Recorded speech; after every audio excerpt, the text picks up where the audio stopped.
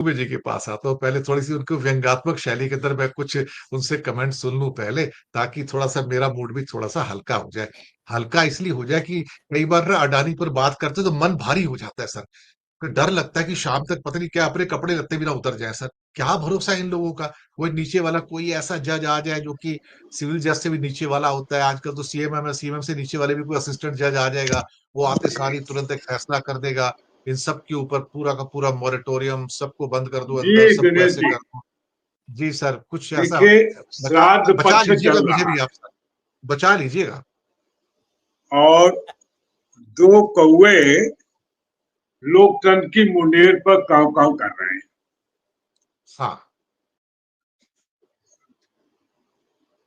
अब इन कौवों का हम क्या करें? सही और हम बात। लोग इतने असहाय हैं कि इस देश में 33 करोड़ देवता पता नहीं कब थे। अब तो देवता 70-80 करोड़ हो गए होंगे। आखिर उनकी भी तो जनसंख्या बढ़ रही होगी, हाँ, लेकिन दो गुजरातियों से नहीं निपट पा रहे हैं। सही बात। तो मैं इसका जिक्र इसलिए कर रहा हूं कि अगर वो देवता कहीं हैं तो सुने कि उनकी सत्ता को चुनौती मिल रही है।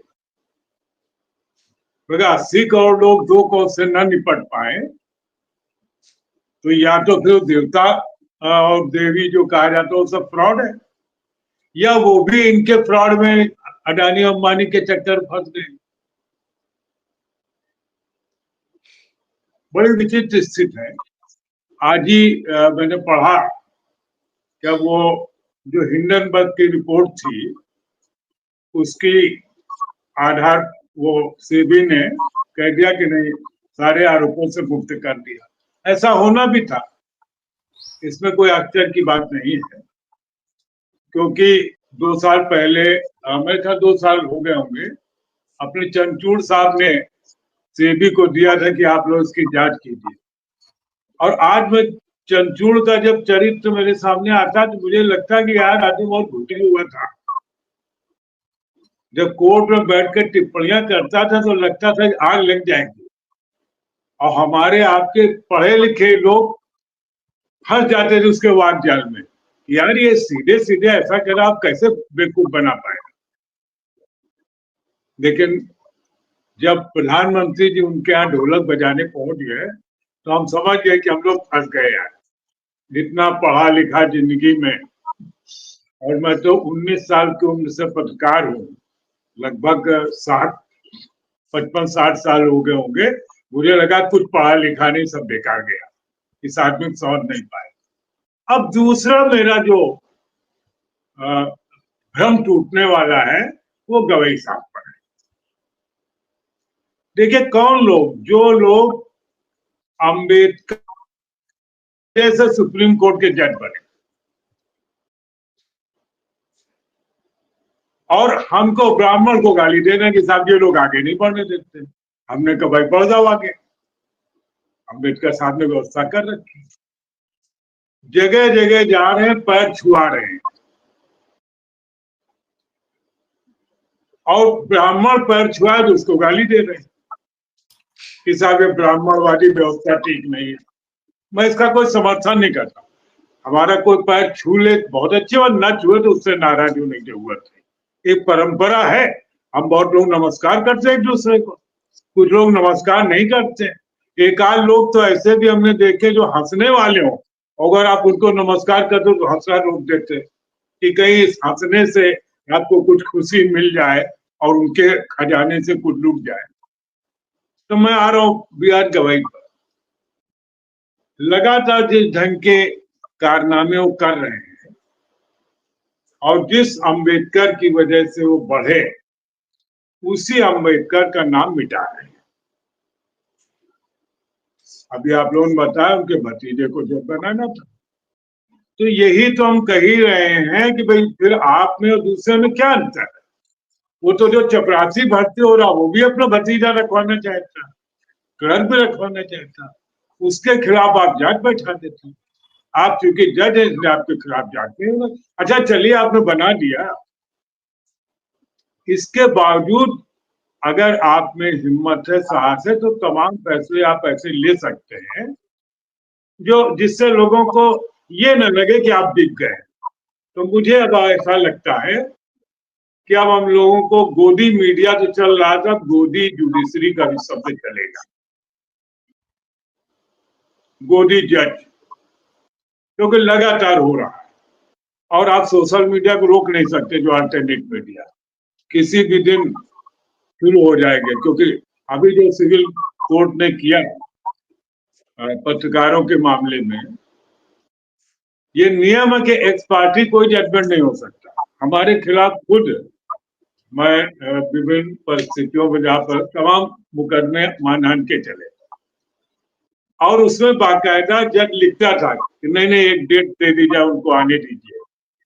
कई लोग ऐसे हुए कि फिर नहीं आए तो 5-5 डेट जज ने दी और फिर लिखा उसमें कि इस तारीख को बुलाया, इस तारीख को बुलाया, नहीं आ रहे, तब ये अदालत इस निर्णय पर पहुंची। हमारी अदालतें आज तक बहुत होशियार हो गए, वो पहले ही बार निर्णय पर पहुंच जाती, और वो भी देश के जाने माने पत्रकार है। ऐसा नहीं कि भाई नाम नहीं जानते कौन लोग है, they are well known people. उसमें भी 6 सितंबर का आदेश है वो, और 16 सितंबर को सार्वजनिक किया गया ताकि कोई कहीं जा ना सके।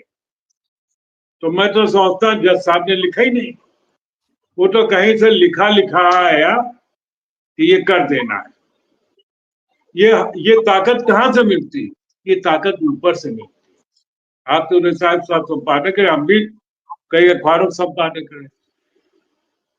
वो तो हमारी ताकत से रिपोर्टर उछलता था ना कि जाओ संपादक से कहा ना करके, संपादक सुनेंगे। लेकिन जहां संपादक खुद ही हलवा खाने में लगा हुआ है, वहां रिपोर्टर क्या करेगा?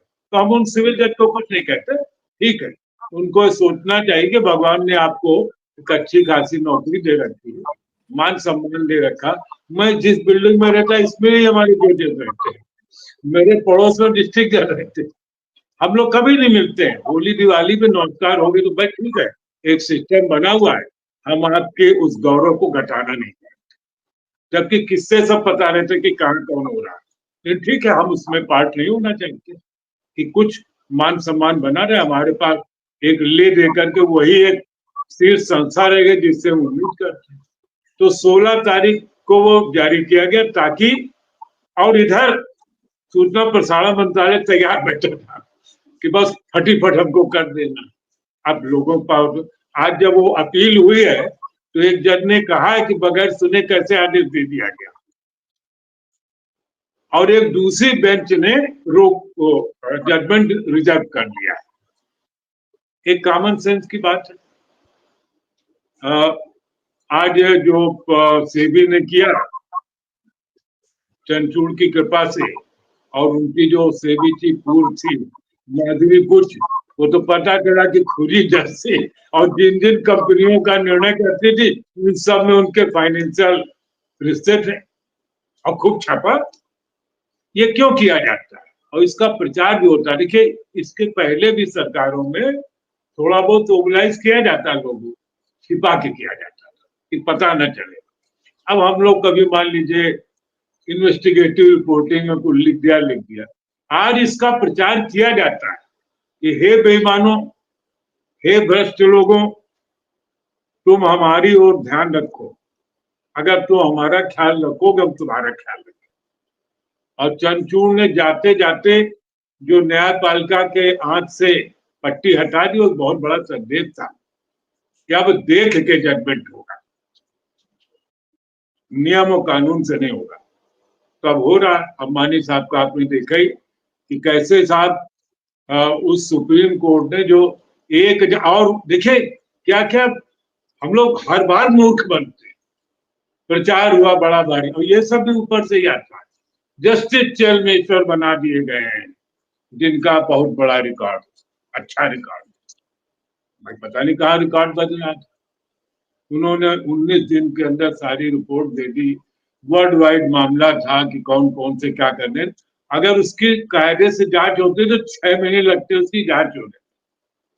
आनंद फानंद में रिपोर्ट दे दी, आनंद फानंद में उसको एक्सेप्ट कर लिया गया और लिख दिया गया कि अब आगे इसकी जांच नहीं होती। देखिए, इस बात को समझिए क्यों किया जाएगा। और इसी से मैं आशावान हूं देसाई कि जब सत्ताधारी दल अपने लोगों को मलाई बांटने लग जाए उल्टे सीधे ढंग से, तो आप समझ लीजिए कि कहीं भयभीत है और उसको लगता है कि हमारी सत्ता कभी जा सकती। तो अंबानी को उन्होंने उनका वंतारा दे दिया। भाई ये तो मूर्खतापूर्ण बात, आप लिख दीजिए, अगली बेंच सरकार बदलेगी, अगली बेंच के सामने आएगा उसको रिवर्स कर देगा। अपने ही जजमेंट कितने सुप्रीम कोर्ट रिवर्स करती रहती है, क्या करेंगे आप उसके लिए? आप देखिए चुनाव आयोग, उसको भी जोड़ना जो, ये सारा एक त्रिकोण है चुनाव आयोग के लिए कि इनके खिलाफ कोई कार्रवाई नहीं हो सकती इवन आफ्टर रिटायरमेंट। वो कोई संविधान संशोधन नहीं किया गया, उसके लिए कोई अध्यादेश भी नहीं जारी किया गया, उसको कैबिनेट मीटिंग में अप्रूव कर दिया गया। और कैबिनेट मीटिंग में आप इस ढंग का कोई प्रस्ताव नहीं ला सकते। कैबिनेट मीटिंग में विभागीय कामों के लिए खाली वो होती है, तो ठीक अगली कैबिनेट जो बैठेगी उसको हटा देगी। लेकिन अगर सरकार इतना न करे, इलाके का दरोगा चोर के सर पर हाथ न रखे कि तुम जाओ कोई बात नहीं हम तुमको पीटेंगे नहीं, वे अगली चोरी कैसे करेगा? तो इस श्राद्ध के मौके पर हम इन दोनों कौवों को अपनी श्रद्धांजलि अर्पित करते हैं और उम्मीद करते हैं कि ये देश इस सब के बावजूद इस देश का लोकतंत्र सुरक्षित रहेगा। क्यों? क्योंकि यहाँ लड़ने वाले लोग हैं अभी। आप 140 करोड़ के 140 करोड़ नहीं खरीद सकते, चाहे जो बहाना बनाए। तो हमको इस विश्वास को जिंदा रखे रहना चाहिए।